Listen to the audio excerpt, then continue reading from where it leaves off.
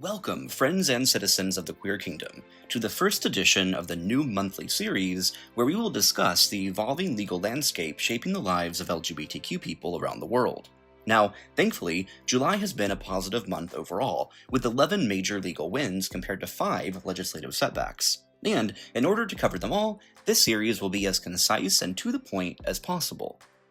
And that means jumping right in with Australia, a country where a range of positive laws have come into effect in this month alone.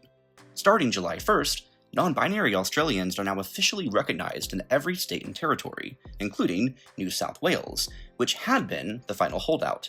This means that in every corner of Australia, from the mainland to remote islands, gender-diverse individuals are now able to obtain correct legal documentation. And that's not all.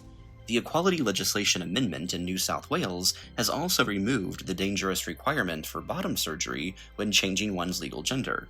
This shift also extends to Norfolk Island, where the same law applies.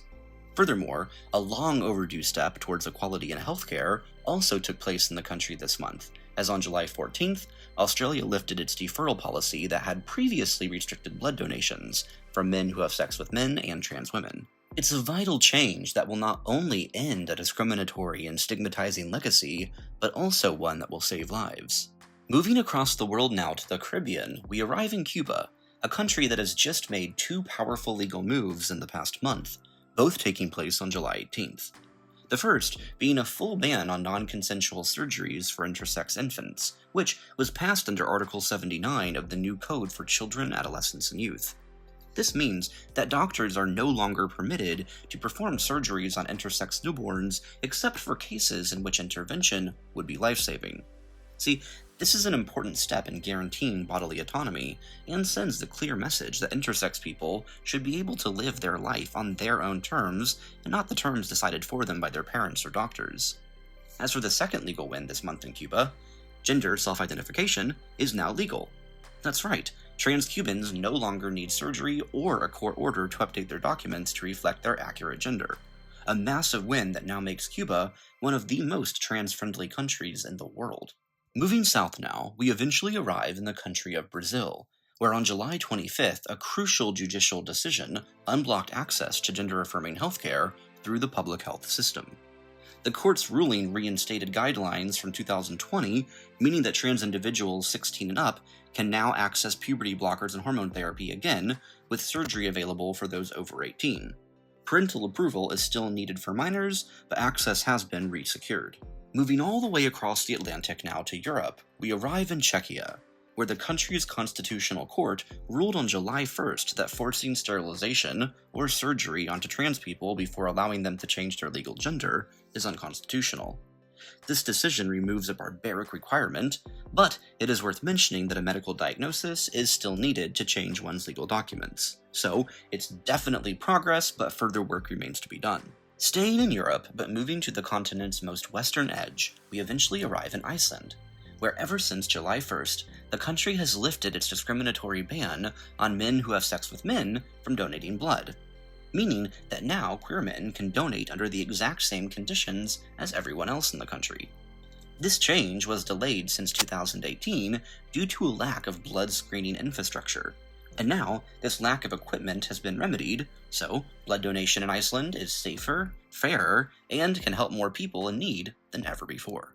Additionally, in the fellow Nordic country of Sweden, July 1st also gave way to another huge win for our community, with the implementation of its self-ID law.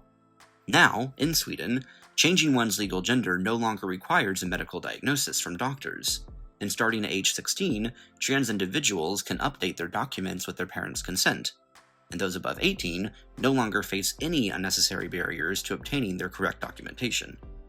This law reinforces Sweden's very well-earned reputation among the community, and highlights its continued commitment to self-determination and individual liberty.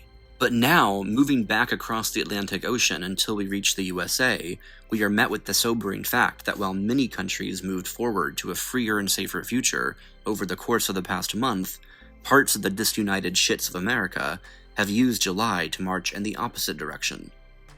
The first of these shameful legal changes came from Iowa, a state that has become ground zero in a wave of new anti-LGBTQ legislation as the Christian nationalist takeover of the state has solidified. On the 1st of July, 3 cruel laws came into effect after this Trumpist troll and Christian nationalist extremist of a governor signed the bills into law at the start of the year.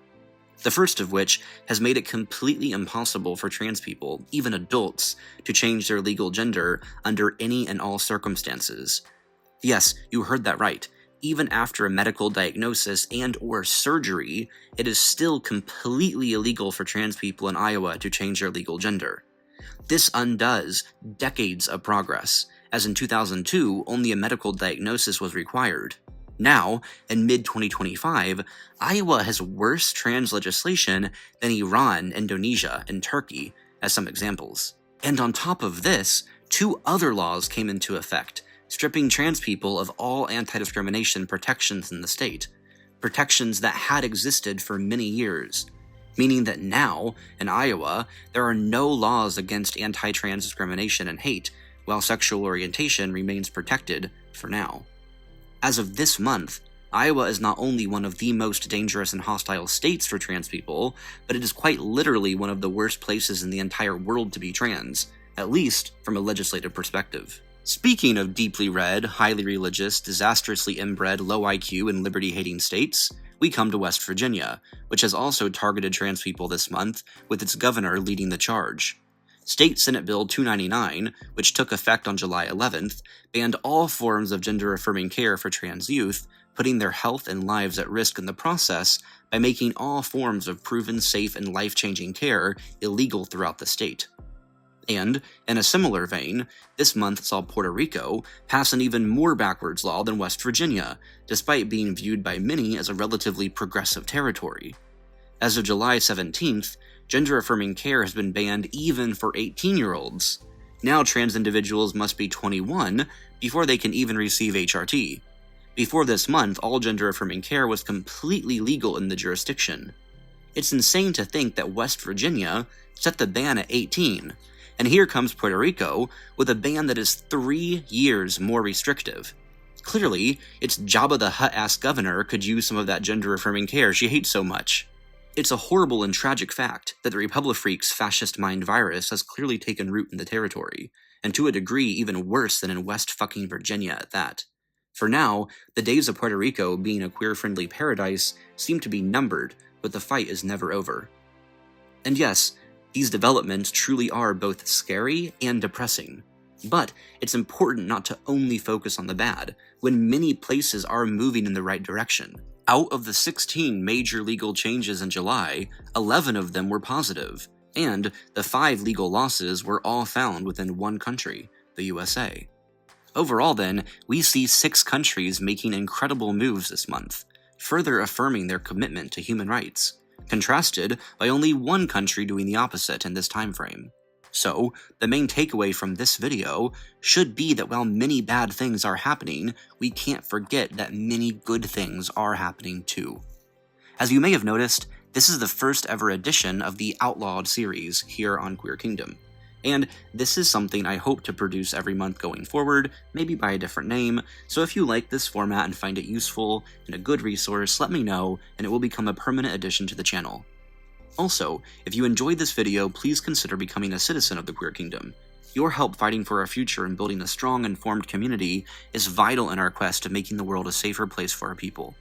You can officially join the kingdom here on YouTube for $1 a month, which will help me eventually make this channel my full-time focus as soon as possible. The more time I can spend on content creation, the better I can serve the community.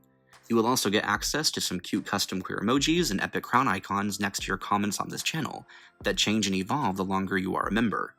Also, live streams on the channel are always public, but they are eventually moved to the members-only feed afterwards. Furthermore, controversial videos covering heavy subjects that are not quite YouTube-friendly are also privately posted for citizens of the kingdom. There are currently 11 of such videos that were flagged by YouTube and thus moved to members-only. Oh, and on top of all this, joining the Queer Kingdom here on YouTube gives you the ability to chat with me and fellow members through access to our Queer Kingdom members Discord. I look forward to meeting you and working with you to create a safe and prosperous world for our people, one step at a time. And last but not least today, I also want to add that if you would like to track LGBTQ legal changes as they happen, I have linked in the description the primary resources that I like to use. Equaldex and ACLU are my two favorite, and are excellent ways for you to stay informed in real time, so definitely consider checking them out.